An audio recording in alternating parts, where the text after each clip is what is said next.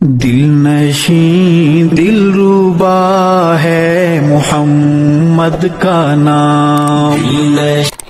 और जो लोगों से थोड़ा सा छीन के खाता है, धोखे से खाता है, ये चोर होता है। वो जो बड़ा है वो मुअज़्ज़िज़ होता है, ये बदनाम होता है। इसी तरह आप तवाइफों की किस्में भी देख लो। जो ऊपर वाली होती है वो अदाकारा होती है, जो टेलीफोन पे जाती है वो काल गल होती है। उसकी इज्जत है, लोग उसकी इज्जत करते हैं।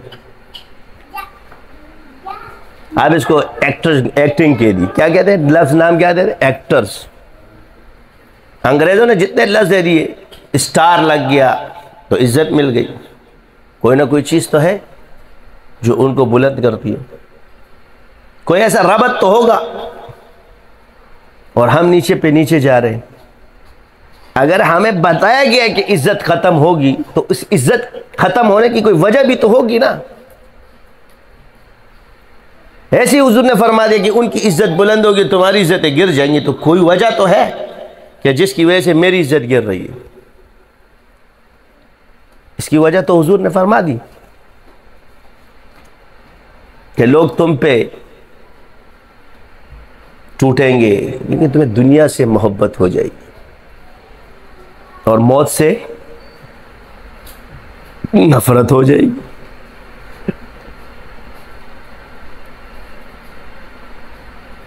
इंसान की तवज्जो मखलूक से मखलूक की तरफ हो गई। वो हल मखलूक से मखलूक की तरफ हल करना चाहता है, और वो जाल है मखलूक कि वो जो चीज खुद एक दूसरे की मोहताज है वो हमारी क्या करेगी। तो यक न शुद्ध दो शुद्ध, इंसाफ का नारा लगाकर आता है बंदा। हमारे बुजुर्ग हजरात है या जितने भी है, लोग हमें वोट नहीं देते, ये हमारी कमजोरी है। लोग हमें वोट देते, हम अपनी गलतियां दूसरों पे क्यों थोपते हैं। सियासी बसीरत का इंकार भी नहीं है, मगर जिस तरह औरों ने अपने अवाम को छोड़ा, इस तरह आप लोगों ने भी छोड़ा हुआ है। सियासत की फरके में उसी तरह हम भी चल रहे हैं जिस तरह और चल रहे हैं। तंग आ करने की हमने भी छोड़ी, तंग आ करने की उन्होंने भी छोड़ी। वजह यह है कि हर आदमी एक नेक जज्बे के साथ अंदर जाता है, ये याद रखना। कोई ये पुलिस वाला इसलिए नहीं बनता कि मैं डाकू या चोर बनूंगा, मैं जाऊंगा इन चोरों को मारूंगा। जब अंदर जाता है तो फिर उसको खुद गड़बड़ होने के अलावा कोई चारा नहीं होता।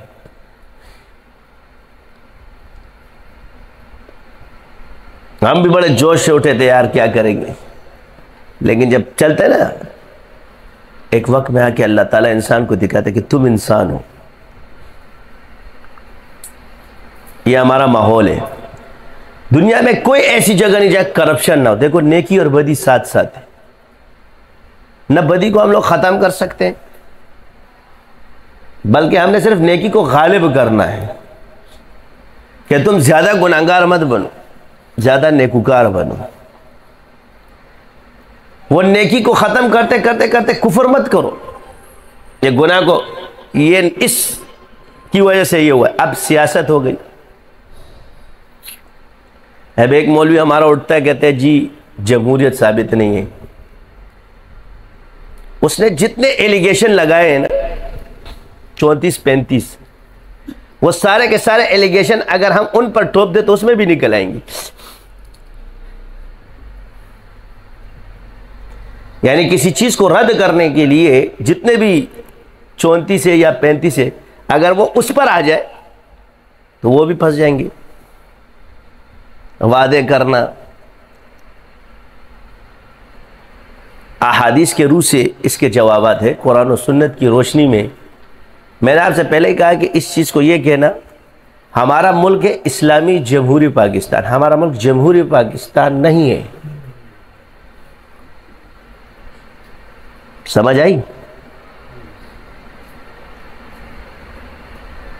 अब इस जमहूरियत की बरकत है कि एक आदमी तुम उतार सकते हो। 5 साल अभी मिलियन मार्च कर लो या कोई भी मार्च कर लो, बंदा उतर जाएगा। और अगर ये आमिर हो तो तुम इसको उतार दोगे तो सारी जिंदगी वो तुम पे मुसल्लत रहे।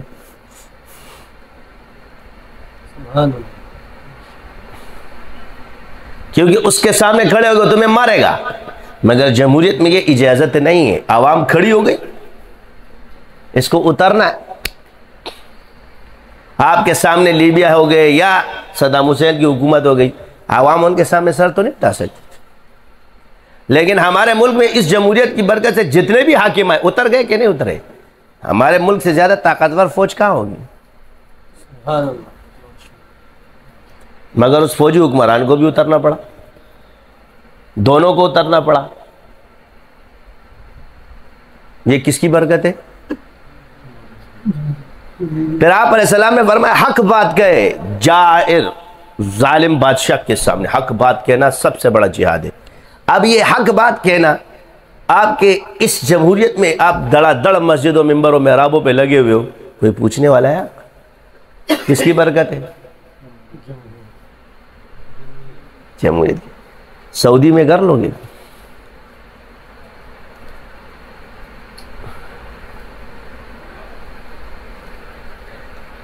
दुबई में कर लोगे। किसी निज़ाम को पहले देखो कि वो निज़ाम दुनिया में क्यों जा रहा है। ये वाहिद वो एक निज़ाम है जिसमें अवाम को हक हासिल है कि वो आपके पास सामने बात कर सके। असल वजह यह कि हमने कभी अपने उसको पढ़ा कहाँ है? तुम लोगों ने नीचे पढ़ा है, जरा ऊपर जाओ। अब मैं आपको बताता हूं, आपका सबसे पहला हुक्मरान वो जमहूरी है। कैंडिडेट साबित है। ये इसलिए बोल रहा हूं कि तुम लोग इस निज़ाम पे रद्द करोगे कि जी अंग्रेज लेकर आए। वो ऐसे इसको उमरला नहीं बोलते। अबू बकर सदीक रज़ियल्लाहु ताला अन्हु की एक जमात, साद बिन उबादा की दूसरी जमात और हज़रत अली की तीसरी जमात। यही होता है ना हमारे यहाँ भी। जमीयत उलमाए इस्लाम है, मुस्लिम लीग है, पीपल्स पार्टी है। एक मिसाल दे रहा हूं, अलग अलग पार्टियां बन गई। अब हर आदमी कहता है कि हुक्मरानी का सबसे ज्यादा हकदार कौन है? जी मैं हूं। अंसार साहबा कहते थे हमें ये रवाफिज के यहां ऐब होगा, हमारे लिए दलील है। ये उन ऐबदारों के लिए दलील होगा जिसके सहाबा के लिए ऐब नजर आता है, मगर हमारे लिए ये दीन है।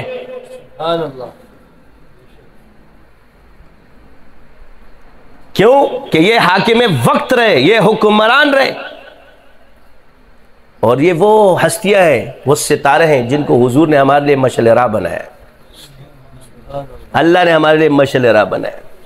अस्हाब कन्नजूम फरमाया। कितनी पार्टियां बन गई? 3। आप कहोगे यार ये कहां से? बुखारी में है। दूसरी बात, जमहूरियत का ताल्लुक, वोट का ताल्लुक शहादत से नहीं है। हमारे जितने बुजुर्गों की दलील है वो दलील पर दलील में से ये शूरा से, ये मशवरे से है। और मशवरे में अदल शर्त नहीं है, महारत शर्त है। किसी चीज से काबिल होना शर्त है। गवाही के लिए अदल शर्त है। सुभान अल्लाह, माशाअल्लाह।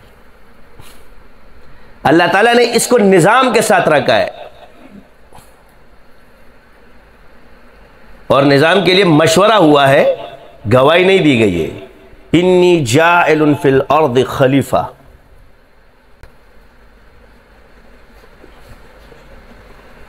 और खिलाफत के लिए मशवरा हुआ था, गवाही नहीं ली गई थी। और अल्लाह ने फरमाया आपस में मशवरा किया करो। तो फिर तो सारे कोई भी नहीं बैठ सकेगा ये शहादत में अगर हम ले लें। कमजोर बातें। चलो जी, रियासत मदीना जब कायम हुई थी तो आप अलैहिस्सलाम ने सहाबा के साथ ईसाई, यहूदी सबको बिठाया था और मशवरा यह तय हुआ था कि रियासत के खिलाफ कोई काम नहीं होगा। ठीक है जी, दुश्मन हम पर हमला करे मुल्क से बाहर से तो आप हमारा साथ दोगे, यानी इसमें सब शरीक है। और अगर हम बाहर जाकर लड़े, ये मैं 34 सवालात के जवाबात दे रहा हूं, फजल रहमान नहीं दे रहा, नूर जमान दे रहा है।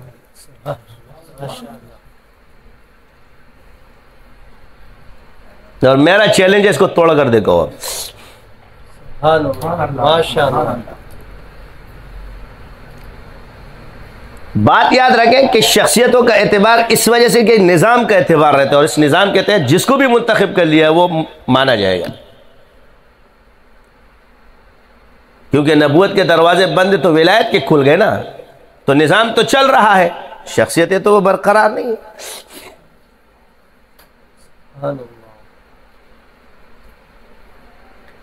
यही फ़र्क है कि न निज़ाम का पता न किसी का पता। मैंने आपसे पहले कहा कि आप लोग पढ़ चुके हो, आप लोग माहिर नहीं है उस काम के। आप वो लोग राय देते हो जिन्होंने कभी हुकूमत देखी नहीं है। जब हुजूर सल्लल्लाहु अलैहि वसल्लम ने सुफ़ा को जुदा कर दिया हुकूमत से, तो आपने अपनी निस्बत तो सुफ़ा से जोड़ी है ना। तो तुम हुकूमत के कामों में उंगलियां मत मारो, आराम से बैठ के अपने सबक पढ़ाओ। सुभान अल्लाह। यही तुम्हारा काम है, जिसका काम ये तकसीम हो जाएगा। अभी तकसीम भी बताऊंगा, ऐसा ना हो कि तुम बोलोगे यार मैंने अपने से कर ली। सारी तकसीमें में हुजूर के दौर से, निज़ाम उसी तरह चलेगा। बस फ़र्क है कि जो उस पर आएगा, चाहे वो मुसलमान हो चाहे वो काफिर हो, तरक्की वही करेगा। सुभान अल्लाह, माशाअल्लाह। आते हैं जी इस तरफ। ये वो चीज़ें हैं जो हमारे मुल्क में अनारकी फैलाती है। यही वजह है कि हमने जमहूरियत या सियासत को समझा नहीं। ये सियासत की, अब मैं कहूँ कि ये बुखारी किसकी किताब है? हमारी है ना। तो आप भी सहाबा के इस फेल में ऐब ही देखते हो, इसको कभी दलील के तौर पे पकड़ा नहीं, क्योंकि तुम्हारे उसूल के खिलाफ जा रही है ये रिवायत। इसने जो खिलाफत की किस्में कितनी इनको ये पता नहीं है।